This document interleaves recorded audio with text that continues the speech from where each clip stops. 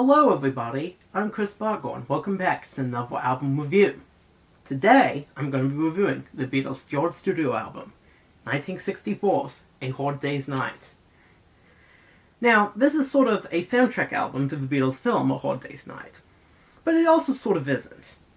The original American release is more of a proper soundtrack album, and while I do plan to review that version one day, here I'm going to be looking at the original UK track listing that has been used for all future re-releases. So, the first side of this album is comprised of songs that were in the film, and the second side is where the non-film songs are. As a result, this album is somewhat front-loaded. That said, none of the songs from side 1 actually go with the plot of the film or anything, so this can still be viewed as a proper studio album by the Beatles. In fact, it is actually a very important album for them for a couple of reasons. This album sees the music start to become more and more layered, and the lyrics have also seen a boost in quality, especially on side 1. This is also the Beatles' first album to comprise entirely of original material and no covers, a format they would switch to full-time during the later part of the 1960s. Alright, well that's about it for the backstory of the album, so without further ado, let's begin the song-by-song breakdown. A Hard Day's Night kicks off the album with a bang. The very abrupt opening serves as a very effective hook, not just for the song, but for the whole album. The song's lyrics are of a man who has walked all day but feels great at night when he is home with his lover. John and Paul swap off on the verses and bridge. Both give great vocal performances here. The song is also a good showcase for George's guitar work. The guitar solo and the arpeggio at the end of the song sound great. Ringo, as usual, does some great work, especially on the bridge. Altogether, A Hard Day's Night is a great album opener, both for being a great song in and of itself, and for showcasing the strengths of all the members of the band. I Should Have Known Better is another love song, and it's one of the Beatles' best. The lyrics all flow together great, and John's vocal here is possibly his best ever. There's another great solo from George on this song, and John's harmonica is a welcome addition, especially after being absent for much of the previous album. If I Fell is a song that is from the point of view of a man who is trying to get assurances from a new girl while contemplating leaving his current girlfriend. It's a little weird lyrically, but maybe it's just me.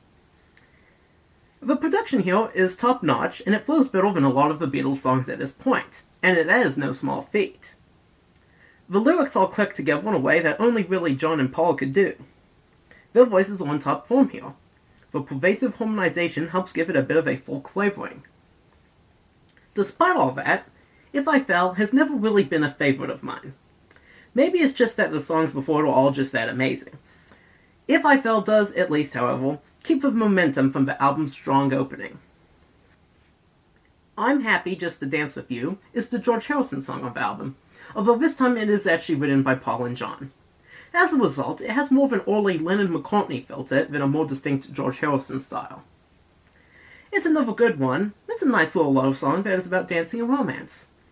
Dancing, of course, here can be interpreted a couple of ways, but it works well in either context, whether more risque or more innocent. George's vocal here is also really good, and he's already improved a lot when you compare this to his previous lead vocals. He would, of course, get even better from here on out. And I Love Her is another love song, but this time in a slower ballad style. It's great! Paul sings the solo lead here, his performance and voice are top-notch. There's also a nice, tropical feel to this song. Ringo plays bongos and claves, while George plays Spanish guitar. It gives the whole song a feel that I would describe as candlelight dinner at a tropical resort. It's very smooth. And I Love Her is, once again, another great song here. Tell Me Why is a pretty self-explanatory breakup song. There's some good harmony between John's lead and Paul's backing vocals, but it's a trick they have already better employed on other songs. I also find the lyrics here to be unmemorable. It's well delivered, of course, like every other Beatles song, but it never really stood out to me. Tell Me Why is easily the weakest song from side 1 of the album. Can't Buy Me Love is a great up-tempo rocker with a blues sensibility to it. Paul sings solo here, and he runs away with it. His yells and screams on this song are a highlight of the album as a whole. The lyrics, while still a love song, were a little deeper than most of the earlier Beatles songs. It's about how money can't buy you love. If the title wasn't a dead giveaway. It's a simple theme, but it does work quite well here. It's also a little funny, considering at the end of the last album they covered a song called Money, That's What I Want. I guess in the meantime between albums, Paul decided against that mindset. Maybe all the hordes of fans changed his mind. He will continue to cover this topic in later songs, such as Band on the One, so I do think Can't Buy Me Love is probably a better indication of what he actually believes than Money, That's What I Want. Alright, starting off side 2 of the album, we have Anytime at All. I've always had a bit of a fondness for this song. Sure, it's another typical love song, it's basically just an I'll be there for you type of song aimed at a girl, but I do like it. The delivery is great, John's lead vocal is great, and Paul's backing vocals add some real pizzazz. It's not the most amazing song of the world, but I do like it. I'll Cry Instead is a vengeful breakup song. The single basically sings about wanting to get back at his ex, and also says he plans to start dating again and quote-unquote break hearts all around the world. It's the first Beatles song to have a real bite to it. Even most of their later stuff doesn't have quite the sinister undercurrent that this song does. It's honestly not for me. I prefer upbeat Beatles, especially when it's in this earlier, more straightforward style. Still, props to them for trying to expand upon their lyrical themes, I guess. Things We Said Today is a Paul McCartney song about the singer spending a moment with his lover contemplating how they will look back upon the present. Will they still be together? Will their love still be good? Musically, I always think this song has a bit of a sinister vibe to it as well. I'm not really sure why, but the constant guitar strumming always felt a bit ominous. It's a very textured and interesting sound. It sounds quite ominous, even when placed next to songs with a lot darker lyrics, such as the previous song. Things We Said Today is the most contemplative song on the album, and it is easily the standout track from side 2. It is unfortunate that it didn't make it into the film. When I Get Home is a song about a man who wants to get home to his girlfriend to be with her throughout the night. It's a pretty standard song, to be honest. It sounds like every other early Beatles song. The chorus is just okay, and it sounds a little offbeat to me. At least it's nice and upbeat, but other than that, it really doesn't do much for me. The title track, A Hard Day's Night, did the theme of wanting to get home to a loved one much, much better. You Can't Do That is a song about a jealous boyfriend trying to micromanage his girlfriend's life. He doesn't want her talking to any man for any reason. All sorts of stuff like that.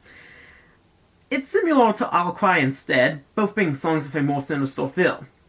You Can't Do That is the better delivered of the two, however, at least in my opinion. That said, it is also the more problematic of the two, partly because it's less ambiguous in its subject matter. I'll Cry Instead is presented as more or less the insane ramblings of a distraught man right after a breakup. You Can't Do That is a rather psychopathic song, sung by a man who has really no reason to be upset with his girlfriend, at least as far as I can tell. Whether or not You Can't Do That is meant to be viewed sympathetically or not is ambiguous at best. The majority of their fans at this time were still young women and teenage girls, so you would think they wouldn't really go for it. Then again, they didn't stop Rolling Stones from lying under my thumb, so why should it have stopped the Beatles? Perhaps it really is just John Lennon and Paul McCartney parodying the types of sentiments they have heard in other songs during this time period, without giving much thought to the whole thing. It's not like this is really an uncommon sentiment in songs around this time, it's just fairly uncommon in Beatles songs, which is generally to their credit. Still, nobody talks about this song anymore, which is probably for the better. The Beatles are great, they have only a few songs that are better left in Yesterday's Trash, but I think this is one of them. And after that, we have come to the final track on the album. While side 2 has been a bit up and down, I'll Be Back serves to end it on a high note. It's a song from the point of view of a man who believes he can never be parted from his love for good. No matter what happens, he always finds himself going back to her, even if it isn't what is best for either of them. It's got great harmony between Paul and John. Sure, that's a running theme throughout the early discography, but this is an especially high-quality example of it. John's vocals are great when singing the solo parts too. There are lots of nice little flourishes throughout. I also like the overall folk rock sound of the guitar on this song. Also, it's kind of funny to me that the last song is titled I'll Be Back. Is that funny? No, not really, but it's at least a little funny to me. The Beatles really did come back after this album because they released another one. Well, duh. Alright, that's it for the song-by-song breakdown. So now before we go on to my final thoughts on the album, I'm going to give my final scores for the songs. I give A Hard Day's Night, 10 out of 10. I Should Have Known Better, also 10 out of 10.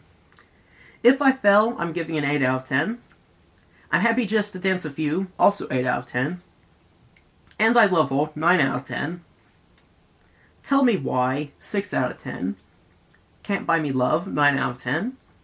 Anytime at All, 7 out of 10. I'll Cry Instead, 5 out of 10. Things We Said Today, 9 out of 10. When I Get Home, 6 out of 10. You Can't Do That, 4 out of 10. And I'll Be Back, 8 out of 10. A Hard Day's Night isn't the Beatles' most consistent album. Even if we are just talking about the albums up to this point, I would say Please Please Me was more consistent than A Hard Day's Night. This is, however, their best album so far. The highs are very, very high, and quite plentiful too. This more than makes up for any duds in the back half of the album. Also, if you consider the fact that this was the first album to be penned entirely by John Lennon and Paul McCartney, then I think its rough spots can be forgiven. It's not perfect, and it wouldn't be too long before the Beatles would once again outdo themselves, but at the time of release, A Hard Day's Night was one of, if not the, best album ever made. Even today, it stands in the upper half of albums ever made, well in the upper half, even if it has been outdone by almost every album the Beatles did as a band afterwards. As such, warts and all, I am going to give A Hard Day's Night a 9 out of 10.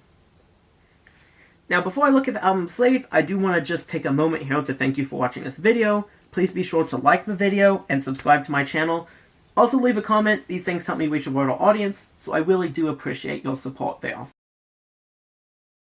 Here's the sleeve. As you can see, it's got kind of these different photos of the members of the band. There's a row for each of them. We've got John, George, Paul, Ringo, and we've got different expressions.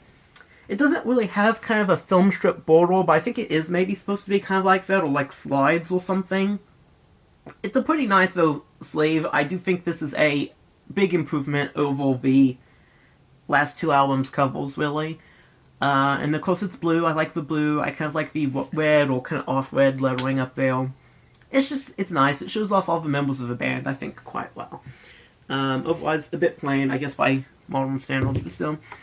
The back, we have a whole bunch of liner notes, a lot of which have to do with the film, even here on the UK copy that's a bit less of a tie-in than the US version. But we do have, once again, some very nice photos of all of them, especially George, but all of them really, except for maybe John. We just get the side of his head for some reason, but I'm thinking those were still some of the film, if I remember correctly, or at least promotional photos from the film. And, you know, we got the track listing, we got all the little stuff about the recording, we got, you know, it's just all black and white, but it's kind of elegant in that way. I mean, it is a very nice style that they kind of release these albums in the early 60s. Not a style you would really see for all that much longer, especially with album artwork becoming more and more ornate, and this album is kind of a step in that direction already, but it is nice and simple on the back. There's no printed line on this one, and there's nothing like a super special record label or anything. But, you know, that's fine. You don't really have to have all that stuff, you know. This does the sort of the core elements of a great record sleeve very, very well, and I do think this is a great cover for the album. I think it does represent it quite well. Alright, well that's about it for the sleeve. Now before I go, I do want to again encourage you to like and subscribe, as that does help me a lot. Also, if you like this style of album review, please go check out my Patreon. I am taking requests, so if you want to see me review your favorite album, or just want to support me in some way, then you should go check that out. I'll have a link in the description below. Alright, once again, thanks for watching. I hope to see you in the next video. Have a great rest of your day.